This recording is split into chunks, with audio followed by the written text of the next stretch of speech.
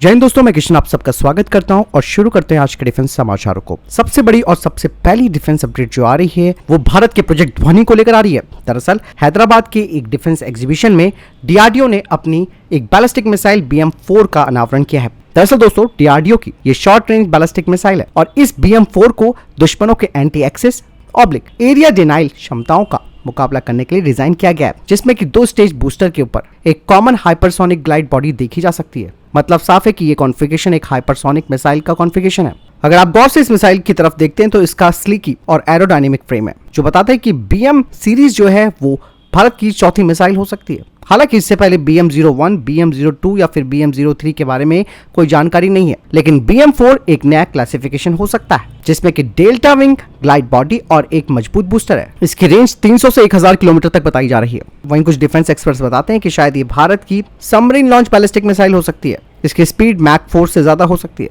और BM-4 को भारत क्षेत्रीय चुनौतियों को देखते हुए तैयार कर रहा है, खासकर कि चाइना और पाकिस्तान को देखते हुए।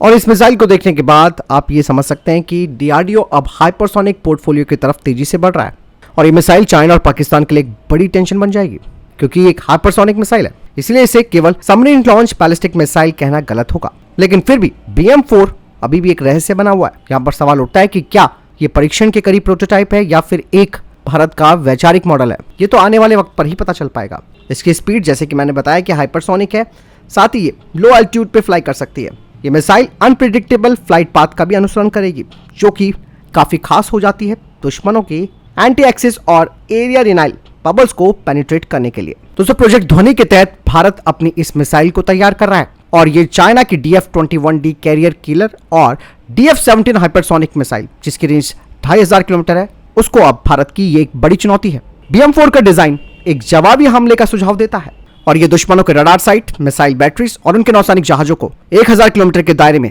तेजी से और सटीक हमले करने में सक्षम है। भारत फोर्स की तरफ से कहा जा रहा है कि उनकी company Kalyani strategic system limited, उन्होंने 30 mm गन से लैस एक मॉडुलर टरेट को विकसित कर लिया है, जिसे खास तौर पर भारतीय सेना के इन्फेंट्री कॉम्बैट व्हीकल प्रोग्राम यानी कि FICV प्रोग्राम के लिए डिजाइन किया गया है। कल्याणी स्ट्रैटेजिक सिस्टम के नए टरेट में 30 mm की कैनन लगी है, जो कि हाल ही के दशकों में नाटो और अन्य बलों के द्वारा अपनाए गए इन्फेंट्री फाइटिंग व्हीकल के लिए एक ग्लोबल स्टैंडर्ड बन गया है और ये कैलिबर अपनी मारक क्षमता और रेंज के लिए जाना जाता है।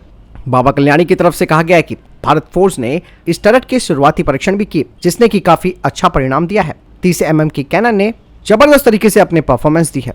हालांकि इसकी फायरिंग रेट और फायर कंट्रोल सिस्टम के बारे में जो भी बातें हैं वो अभी सार्वजनिक नहीं की गई है, लेकिन कल्याणी स्ट्रैटेजिक सिस्टम को इस बात का पूरा विश्वास है कि ये टरेट भारतीय सेना के द्वारा यूजर इवैल्यूएशन के लिए तैयार है। आर्चर NG को लेकर एक बड़ी अपडेट सामने आ रही है। एरोनॉटिकल डेवलपमेंट एस्टेब्लिशमेंट ने हाल ही में आर्चर NG UAV के इंजन ग्राउंड रन और टैक्सी ट्रायल को पूरा किया है, जिसमें कि 2 आर्चर NG UAV के प्रोटोटाइप का इस्तेमाल किया गया। इंजन टेस्ट के दौरान आर्चर NG की जो फ्यूल एफिशिएंसी और थर्मल मैनेजमेंट है उसका प्रदर्शन किया गया और टैक्सी ट्रायल के दौरान इस बात को वेरीफाई किया गया कि इसका एयर फ्रेम और एरोडायनेमिक और जो कंट्रोल सिस्टम है वो कैसे काम कर रहे हैं। इसकी पहली फ्लाइट अब अगले कुछ महीनों में होने वाली है। कहा जा रहा है कि ये जो नया वेरिएंट है उसका इंड्योरेंस टाइम करीबन 24 घंटे का होगा। इसके अलावा इसकी सर्विस सीलिंग 30,000 फीट तक जा सकती है। यही नहीं, इसका मॉडुलर डिजाइन होगा, जिसकी वजह से इसमें कई तरीके के एडवांस सेंसर्स और एयर टू ग्राउंड वेपन्स को इसमें इंटीग्रेट किया जा सकता है। आर्चर NG को ऐसे वक्त पर डेवलप किया जा रहा है जब भारत अभी तक इस तरीके के UAVs को बाहर से खरीदता आया है, जिसमें कि इजरायली हेरॉन और भारतीय नौसेना के द्वारा पट्टे पर लिए गए MQ-9B सी गार्डियन ड्रोन है। और इसके अलावा जैसे मैंने बताया कि आर्चर NG अपने साथ हवा से जमीन पर मार करने वाले हथियार जैसे कि लेजर गाइडेड बम और मिसाइलों को अपने साथ ले जा सकता है। यानी कि आर्चर NG एक मल्टी रोल प्लेटफॉर्म होगा जो कि हमारी बैटलफील्ड की डिमांड्स को पूरी कर सकता है। डीआरडीओ ने Pinaka 3 multi barrel rocket launch system का अनावरण किया है, जिसकी रेंज 120 किलोमीटर है और ये जो नया वेरिएंट है पिनाका 3 का वो एक बड़ा प्रोफाइल है, जिसका 300 mm का डायमीटर हो सकता है। यानी कि पहले के मॉडल से ये काफी अधिक बड़ा होगा, जिससे कि भारतीय सेना लंबी दूरी पर सटीकता से निशाना लगा सकती है। पिनाका और गाइडेड पिनाका के साथ पिनाका 3 की शुरुआत भारत को एक और ऑप्शन देती है अपने शस्त्रागार में। पिनाका 3 का जो साइज बड़ा किया गया है वो केवल दिखावटी नहीं है दोस्तों, ये रशियन स्मर्च MBRL के समान एक 300 mm कैलिबर है और पिनाका 3 के जरिए भारत 120 किलोमीटर दूरी पर अपने टारगेट्स को आसानी से और सटीकता के साथ मार गिरा सकता है। और इस पिनाका 3 वेरिएंट को दोस्तों भारत चाइना के साथ लगती सीमा पर तैनात करेगा, क्योंकि चाइना जिसके पास 300 mm का PHL-03 लॉन्चर है जिसकी रेंज 70 से 130 किलोमीटर है, और उसने पाकिस्तान को भी 450 से अधिक A100 सिस्टम्स दे रखे हैं जिनकी रेंज 120 किलोमीटर है। ऐसे में भारत इस मामले में काफी पिछड़ गया था और पिनाका 3 अब एक बड़ा जवाब है इन दोनों ही दुश्मनों के लिए। इसकी रेंज दोस्तों जैसे मैंने बताया कि 120 किलोमीटर है और यह स्मर्श की 90 किलोमीटर रेंज से काफी अधिक है। और डीआरडीओ अब पिनाका की रेंज को केवल 120 किलोमीटर तक सीमित नहीं रखेगा, बल्कि 200 से 300 किलोमीटर का वेरिएंट भी जल्द सामने आएगा, जो कि चाइना के PHL-16 जैसी प्रणालियों को टक्कर दे सकता है। फिलहाल पिनाका 3 की 120 किलोमीटर रेंज भारत के लिए एक बहुत ही जबरदस्त ऑप्शन है।